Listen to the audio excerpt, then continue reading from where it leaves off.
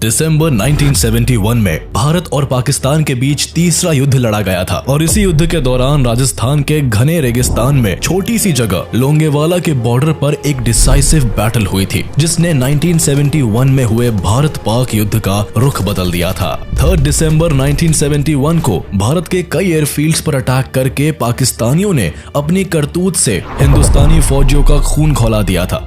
और अगले दिन 4 दिसंबर 1971 को जब भारत ने इस अटैक के जवाब में पाकिस्तान के ऊपर वॉर डिक्लेयर किया, तब पाकिस्तान ने वेस्ट साइड से भारत की सीमा से लगे लोंगेवाला पर सरप्राइज अटैक कर दिया। उन्हें लगा था कि भारत ने ईस्टर्न फ्रंट पर लड़ने में अपनी सारी शक्ति लगा दी है, वहीं दूसरी तरफ ये लोग वेस्टर्न फ्रंट से लोंगेवाला पर हमला करके रामगढ़ और जैसलमेर पर कब्जा जमा लेंगे। पाकिस्तान का इरादा वेस्टर्न सेक्टर में राजस्थान के बड़े से बड़े इलाके को कब्जा करके ईस्ट पाकिस्तान में हुई नुकसान की भरपाई करना था और वॉर के बाद भारत के साथ नेगोशिएटिंग टेबल पर बार्गेनिंग करना। लेकिन उन्हें कहाँ पता था कि थार के मैदान में मेजर कुलदीप सिंह चांदपुरी अपनी पंजाब रेजिमेंट के साथ दुश्मनों को धूल चटाने को तैयार बैठे थे। अपने बटालियन के 120 जवानों के साथ सर पर कफन बांधे पाकिस्तान के 2 से 3 हजार फौजियों के सामने आ खड़े हुए और उन्हें ऐसा सबक सिखाया कि दुश्मन ने फिर इधर पलटकर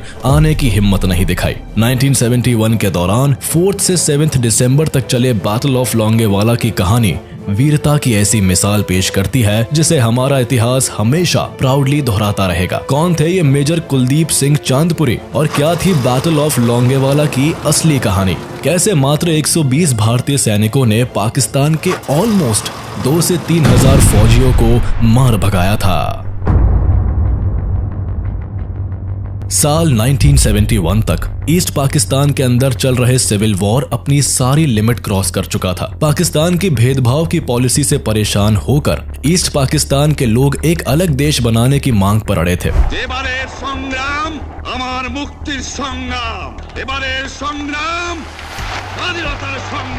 तमाम कोशिशों के बाद भी पाकिस्तान के हालात सुधरने का नाम नहीं ले रहे थे। पाकिस्तान को लगने लगा था कि ईस्ट पाकिस्तान अब उसके हाथ से निकलने वाला है। खींची पाकिस्तानी सेना लाखों बेकसूरों पर लाठियां बरसा रही थी। उनकी गोलियों से हजारों की संख्या में लोग प्रतिदिन मर रहे थे। लाखों महिलाओं के साथ पाकिस्तानी मिलिट्री और पैरा मिलिट्री के द्वारा फोर्स रेप्ड किए जा रहे थे। हालात इतने खराब हो गए थे कि 1 करोड़ लोग पाकिस्तान छोड़कर भारत आ गए थे। लेकिन हद तो तब हो गई जब ईस्ट पाकिस्तान के अंदर उठ रहे विद्रोह को दबाने में नाकाम पाकिस्तान ने इसकी जिम्मेदारी भारत पर थोप दी। पाकिस्तान हमेशा से ही खुद को होशियार और बहादुर समझने की भूल करता आया है और इसी भूल के कारण 4 बार वॉर्स में उसे मुंह की खानी पड़ी है। एक बार फिर पाकिस्तान ने अपने घर की कलह शांत करने के बजाय 3 दिसंबर 1971 को ऑपरेशन चंगेज खान के तहत भारत के 11 एयरफील्ड्स पर अटैक कर दिया था।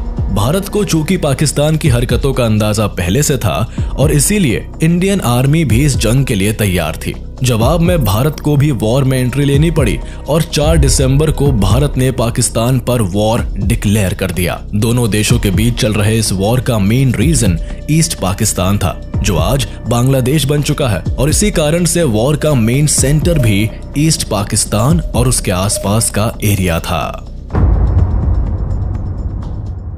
लेकिन पाकिस्तान के प्रेसिडेंट याह्या खान ने भारत के वेस्टर्न एरिया में अटैक करने का प्लान बनाया। पाकिस्तानी सेना के इंडिया के वेस्टर्न सेक्टर राजस्थान में एंटर करने के पीछे कई कारण थे। इसमें से एक था ईस्ट पाकिस्तान में कमजोर पाकिस्तानी मिलिट्री। याह्या खान पाकिस्तान के सिक्योरिटी डॉक्ट्रिन को फॉलो कर रहे थे, जिसमें यह कहा गया था कि the defence of East Pakistan lies in the west. Pakistan ये बात अच्छे से जानता था कि ईस्टर्न फ्रंट पर इंटरनेशनल प्रेशर के चलते इंडो पाक वॉर ज्यादा दिन तक नहीं चलेगा। इसके अलावा याह्या खान इस बात को भी अच्छे से जानते थे कि ईस्ट पाकिस्तान को पूरी तरह डिफेंड करना नामुमकिन है। इसीलिए वो वेस्टर्न पाकिस्तान बॉर्डर्स की तरफ से ज्यादा इंडियन टेरिटरी को कब्जा करना चाहते थे। उन्हें लगा कि ईस्ट पाकिस्तान में हुए नुकसान की भरपाई के लिए वो इंडिया के वेस्टर्न सेक्टर में जीते हुए जमीन को लेकर भारत के साथ पोस्ट वॉर में नेगोशिएशंस करेंगे, जिससे भारत को झुकना पड़ेगा। दूसरी बात, पाकिस्तान ये भी सोच रहा था कि भारत ने तो अपने सारे रिसोर्सेज ईस्ट पाकिस्तान की तरफ लगा रखे हैं। ऐसे में अगर वो इंडिया के वेस्टर्न सेक्टर में एंट्री करेंगे तो भारत की मिलिट्री उसमें उलझ जाएगी और वॉर में कमजोर पड़ जाएगी। इससे पाकिस्तान आसानी के साथ वॉर जीत जाएगा। राजस्थान में भारत और पाकिस्तान के बॉर्डर पर एक स्मॉल बॉर्डर टाउन है लोंगेवाला। रेगिस्तान के इस पार्ट में यहाँ सिर्फ दूर दूर तक चलती हुई गर्म हवाएं दिखाई पड़ती है। रोज बनते रेत के टीलों के बीच इस सुनसान जगह पर लोगों का आना जाना बहुत कम रहता है। लोंगेवाला चेक पोस्ट वैसे तो बीएसएफ के अंडर में ही रहता है, लेकिन जब भी देश में कोई वॉर जैसी सिचुएशन क्रिएट होती है तो यहाँ पर आर्मी को तैनात कर दिया जाता है। ऐसे ही 1971 के वॉर में भी हुआ। पाकिस्तान से वॉर की घंटी बजते ही बीएसएफ के भैरव सिंह राठौर के कमांड में 6 to 7 बीएसएफ के जवानों के अलावा लोंगेवाला पोस्ट पर पंजाब रेजिमेंट के 23rd बटालियन अल्फा कंपनी को तैनात कर दिए गए थे। 120 जवानों की इस बटालियन को मेजर कुलदीप सिंह चांदपुरी लीड कर रहे थे। लोंगेवाला पोस्ट बॉर्डर की सिक्योरिटी पर्पस से बहुत इंपॉर्टेंट थी और इस इंपॉर्टेंस के पीछे का मेन रीजन था इसकी लोकेशन। रामगढ़ और साधेवाला जाने वाली सड़कों के मेन जंक्शन पर थी लोंगेवाला चेक पोस्ट और ये भी निश्चित था अगर एक बार लोंगेवाला पर पाकिस्तानी मिलिट्री कब्जा कर लेती है तो पाकिस्तानी सेना को जैसलमेर तक पहुंचने में कोई नहीं रोक सकता था। लेकिन इस पोस्ट के इंपॉर्टेंस के बावजूद यहाँ पर दुश्मन के हमले की आशंका ना के बराबर थी। 4 दिसंबर की रात को 2nd लेफ्टिनेंट धर्मवीर सिंह अपने 20 सैनिकों की प्लाटून के साथ बॉर्डर की पेट्रोलिंग के लिए निकले।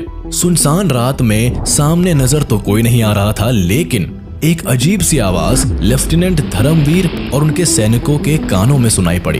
ध्यान से सुनने पर लगता था मानो ढेर सारे व्हीकल इंडियन बॉर्डर की ओर बढ़ते चले आ रहे हैं। लेफ्टिनेंट धर्मवीर को समझते देर न लगी कि दुश्मन जंग की तैयारी में आगे बढ़ चुका है। आनन फानन में धर्मवीर ने सीमा पार दुश्मन के कदमों की आहट की सूचना मेजर कुलदीप सिंह तक पहुंचाई।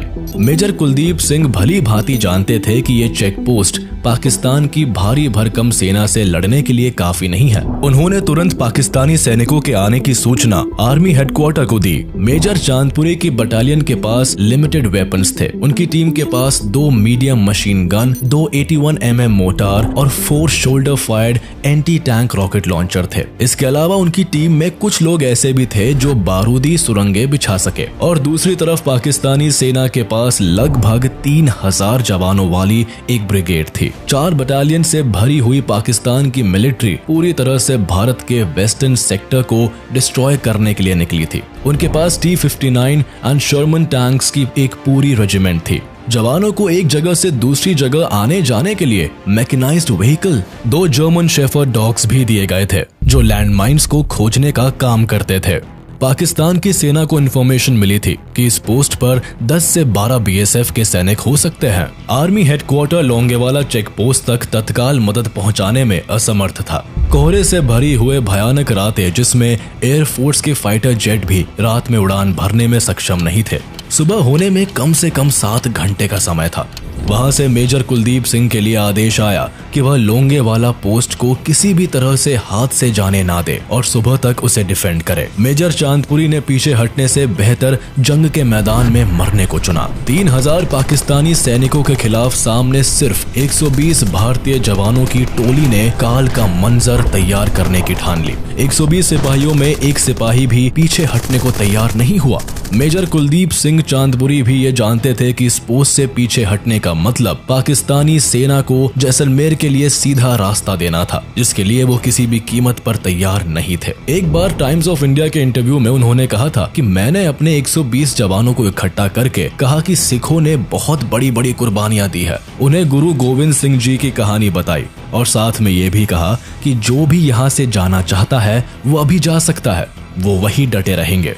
लेकिन उनके इस मोटिवेशनल स्पीच के बाद एक भी जवान पीछे नहीं हटा और रात भर जिस तरह से इस बटालियन ने लोंगेवाला को डिफेंड किया उसे भारत का इतिहास कभी नहीं भूल पाएगा।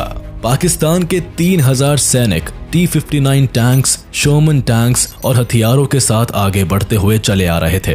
पाकिस्तान की सेना के अंदर इतना कॉन्फिडेंस था कि उन्होंने तय कर लिया था कि उन्हें लोंगेवाला में ब्रेकफास्ट, रामगढ़ में लंच और जैसलमेर में डिनर करना है। लोंगेवाला बॉर्डर्स पर कोई लैंडमाइन और बार्ब वायर नहीं थी। वहां बीएसएफ के जवानों ने सिर्फ एक सिंगल वायर को लगा रखा था जिससे कि उनके ऊंट दूसरी तरफ ना जाए।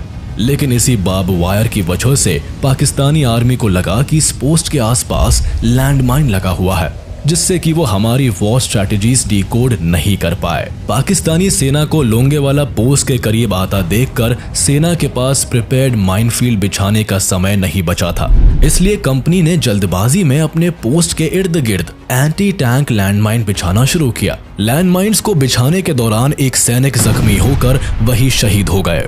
वहीं दूसरी तरफ 106 मिलीमीटर M40 रिकॉइल्स राइफल को हैंडल करने में हमारे एक और जवान शहीद हो गए, लेकिन तब भी हमारे जवानों का हौसला कम नहीं हुआ।